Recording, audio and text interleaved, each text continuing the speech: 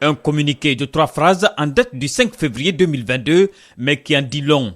D'abord, l'ambassadeur des États-Unis d'Amérique félicite les autorités guinéennes pour la mise en place de l'institution qui a la charge de déterminer la durée de la transition.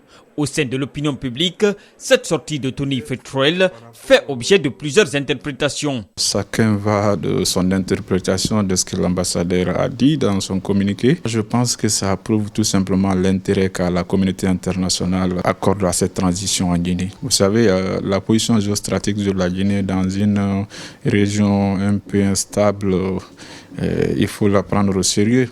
Plus loin, le diplomate américain indique que c'est maintenant que commence le travail, le processus qui consiste à rendre la démocratie au peuple guinéen. Lorsque les États-Unis parlent de rendre la démocratie au peuple guinéen, c'est un défi énorme parce qu'on sait qu'un gouvernement de transition, c'est pour réellement rétablir l'ordre et puis organiser les élections.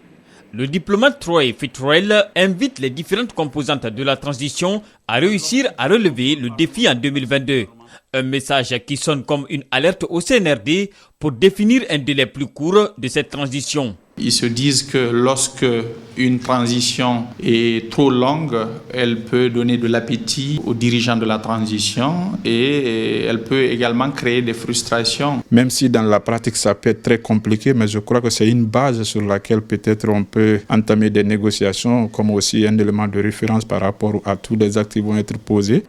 Il faut par ailleurs rappeler que le mandat du CNT, qui fait office de l'organe législatif, prendra fin dès l'installation de la nouvelle Assemblée nationale.